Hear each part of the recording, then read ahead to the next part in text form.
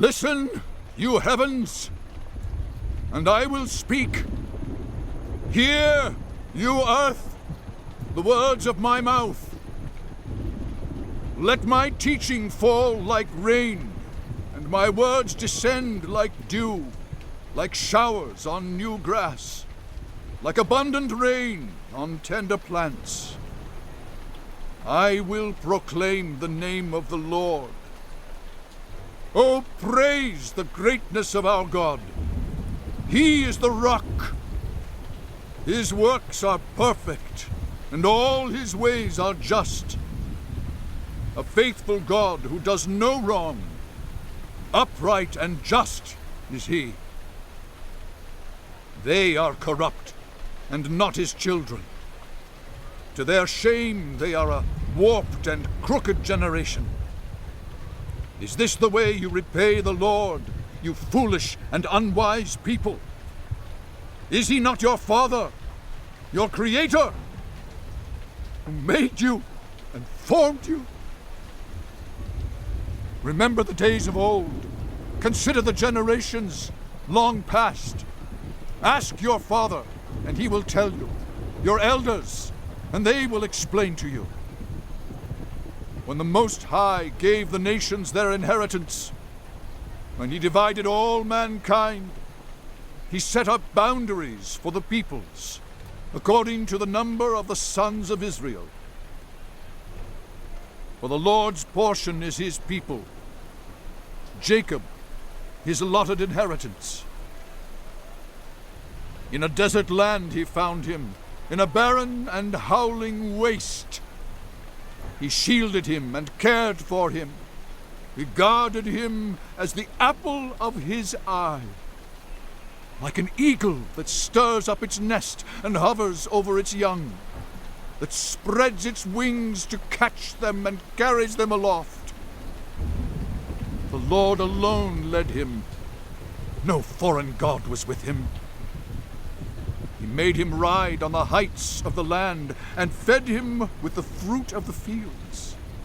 He nourished him with honey from the rock and with oil from the flinty crag, with curds and milk from herd and flock, and with fattened lambs and goats, with choice rams of Bashan and the finest kernels of wheat. You drank the foaming blood of the grape. Jeshurun grew fat and kicked, filled with food. They became heavy and sleek. They abandoned the God who made them and rejected the rock, their savior. They made him jealous with their foreign gods and angered him with their detestable idols. They sacrificed to false gods, which are not God. Gods they had not known, gods that recently appeared, gods your ancestors did not fear. You deserted the rock who fathered you. You forgot the God who gave you birth. The Lord saw this and rejected them because he was angered by his sons and daughters. I will hide my face from them, he said, and see what their end will be, for they are a perverse generation, children who are unfaithful. They made me jealous by what is no God, and angered me with their worthless idols. I will make them envious by those who are not a people. I will make them angry by a nation that has no understanding. For a fire will be kindled by my wrath, one that burns down to the realm of the dead below. It will devour the earth and its harvests, and set afire the foundations of the mountains. I will heap calamities on them, and spend my arrows against them. I will send wasting famine against them, consuming pestilence and deadly plague. I will send against them the fangs of wild beasts, the venom of vipers that glide in the dust. In the street, the sword will make them childless. In their homes, terror will reign.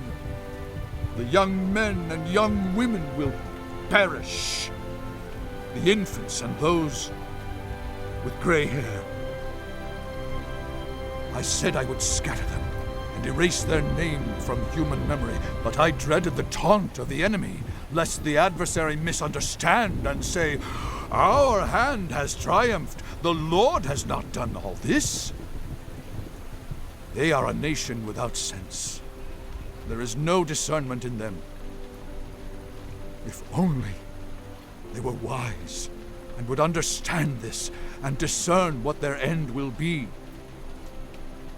How could one man chase 1,000, or two put 10,000 to flight, unless their rock had sold them, unless the Lord had given them up? For their rock is not like our rock. As even our enemies concede, their vine comes from the vine of Sodom and from the fields of Gomorrah. Their grapes are filled with poison, and their clusters with bitterness. Their wine is the venom of serpents, the deadly poison of cobras. Have I not kept this in reserve and sealed it in my vaults? It is mine to avenge. I will repay. In due time their foot will slip. Their day of disaster is near, and their doom rushes upon them. The Lord will vindicate his people and relent concerning his servants when he sees their strength is gone and no one is left, slave or free. He will say, "Now, where are their gods? The rock they took refuge in, the gods who ate the fat of their sacrifices and drank the wine of their drink offerings. Let them rise up to help you. Let them give you shelter. See, now that I myself am he, there is no God besides me. I put to death, and I bring to life. I have wounded, and I will heal. And no one can deliver out of my hand. I lift my hand to heaven and solemnly swear, as surely as I live forever, when I sharpen my flashing sword and my hand grasps it in judgment, I will take vengeance on my adversaries and repay those who hate me. I will make my arrows drunk with blood, while my sword devours flesh, the blood of the slain and the captives, the heads of the enemy leaders. Rejoice, you nations, with his people, for he will avenge the blood of his servants. He will take vengeance on his enemies and make atonement for his land and people. Moses came with Joshua, son of Nun, and spoke all the words of this song in the hearing of the people. When Moses finished reciting all these words to all Israel, he said to them, "Take to heart all the words I have solemnly declared to you this day, so that you may command your children to obey carefully all the words of this law. They are not just idle words for you. They are your life. By them you will live long in the land you are crossing the Jordan to possess." On that same day, the Lord told Moses, "Go up into the Abarim range to Mount Nebo in Moab, across from Jericho, and view Canaan, the land I am giving the Israelites as their own possession. There on the mountain that you have climbed, you will die and be gathered to your people, just as your brother Aaron died on Mount Hor and was gathered to his people. This is because both of you broke faith with me in the presence of the Israelites at the waters of Meribah Kadesh, in the desert of Zin, and because you did not uphold my holiness among the Israelites. Therefore, you will see the land only from a distance. You will not enter the land I am giving to the people of Israel."